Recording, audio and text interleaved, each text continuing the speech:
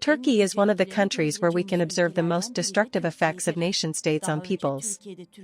Of course, Greeks do not only live within the borders of Turkey, but we will specifically examine the Greeks living within these borders. This people we refer to as Rum, Greek, are actually Greeks. It is estimated that the name Rum itself is a remnant of the Roman period. Although the region where the Greeks currently living in Turkey reside is called Pontus in their own naming, it was called Rumeli for a long time in Turkish definitions. We will not talk much about the past history of the Greeks. Instead of telling the history of Greece, we will talk about the history of relations with Turkey so that we can give meaning to the lives of the Greeks who remained within the borders of Turkey on these lands. Turkish-Greek relations date back a long time. In addition to wars and relations between states, Turkish and Greek peoples shared a common past. One of the most important indicators of this is Hellenic culture. Hellenic culture was formed by the fusion of Greek society and Anatolian peoples. From the 11th century onwards, Hellenes began to come under the rule of various Turkish groups. Although this situation sometimes caused conflicts, it also created strong cultural interactions. These were times when the understanding of destroying each other's culture had not yet emerged with the nation-state. Almost all Greeks living in the Aegean Islands and Anatolia began to live under Ottoman rule by the 15th century. From the 18th century onwards, Rum Orthodox people achieved a more privileged position within the Ottoman Empire. Because Greeks were good at trade and craftsmanship, this allowed them to come to the fore.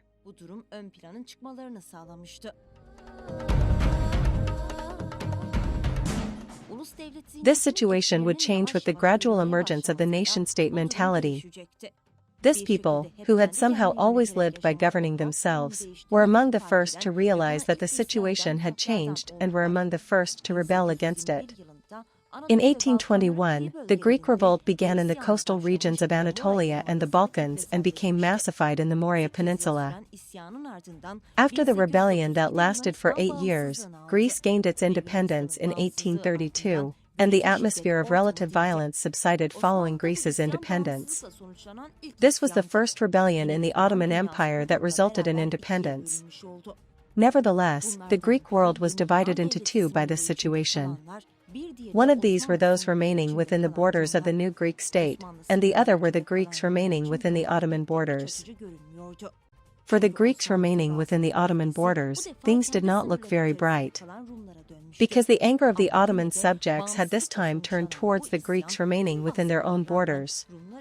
But still, this rebellion resulting in independence became a great hope for the Greeks despite all pressures.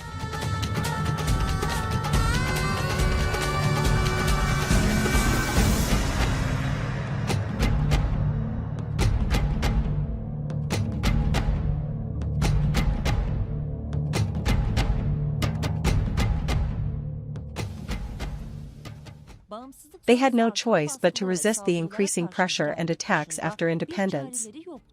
In order to end the period of autocracy, istibdat, Greeks in Rumeli started a guerrilla resistance and rebelled.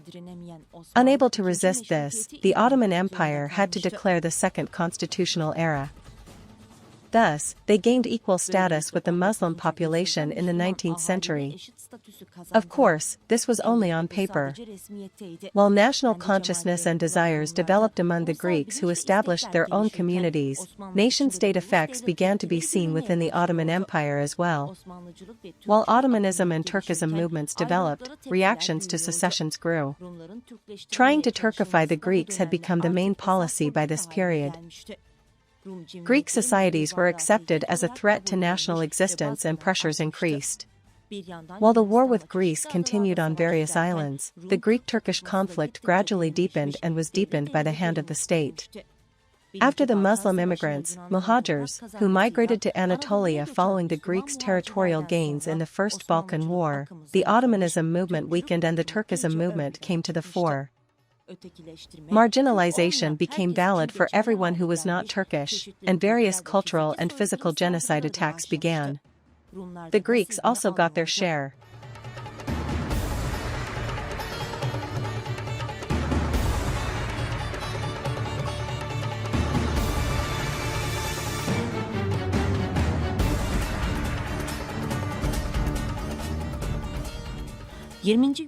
We can say that a horrific period began for the Greeks when the 20th century arrived. In 1914, the Greek rebellion began, followed by the killing of hundreds of thousands of Greeks, the looting of their living spaces, and the marginalization of their cultures and religions. Greeks drafted for compulsory military service were sent to labor battalions, emil tabulari, and most died from torture. There was very little chance for a Greek who went to the military to return, because military service was used as a tool of massacre by the state.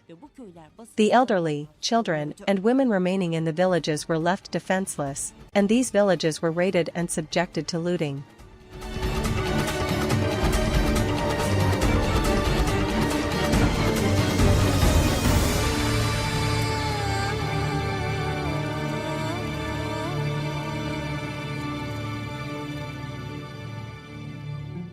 With the establishment of the Republic of Turkey, the Greeks remaining within these borders were subjected to assimilation policies just like other peoples. Languages, colors, and organizations were banned. Even the slightest attempt was met with disproportionate violence. Against this, the Pontus Rebellion was organizing itself again, and when the date showed 1920, they rose up in a large armed rebellion. In this rebellion, according to Turkish official records, approximately 12,000 Greeks were killed. Whoever was civilian or armed and inclined to protect the Pontus identity. Of course, it was not limited to this. Tens of thousands of Greeks were forcibly exiled, their property was looted and confiscated. The rebellion had failed. As we can understand from the Greek history that we could only cover very limitedly in our documentary, the history of Greeks remaining within the Ottoman Empire and Turkey was always a history of massacres, rebellions, and resistance. Although it is not possible to fit everything into this program, we are trying to examine periods that we can call key times. Another one of these key times is the September 6th to 7th incidents, which is one of the most important turning points in the history of Turkey's Greeks. The year is 1955. The conflicts had subsided. In an autumn time in Istanbul, a massive attack against Greeks began. More than 5,000 Greek workplaces were looted, 15 Greeks were brutally murdered, hundreds of Greek women were raped, and nearly 500 Greeks were injured. This was not a spontaneously developed attack. Provocations were specially made and planned by the Turkish state. A fake news story about a mosque being burned was given to the press, and that newspaper made tens of thousands of extra prints specifically for that day, which were distributed throughout Istanbul by special warfare elements. In other words, they wanted revenge for a mosque that was not burned. Of course, the issue was not the mosque. It was the semi-secret, semi-open hand of the state, trying to fully implement the nation-state policy that ordered this.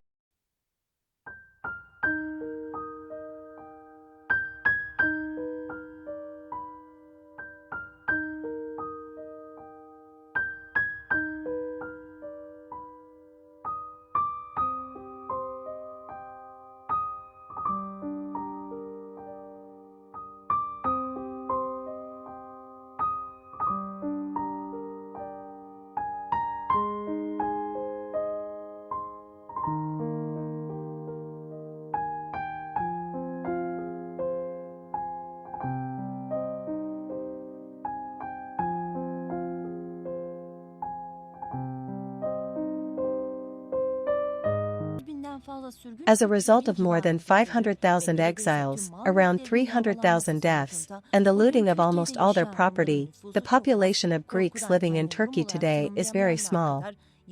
There are as many who cannot define themselves as Greek out of fear, as there are Greeks who do not know they are Greek because it was kept as a secret for years and who do not know they have been subjected to assimilation.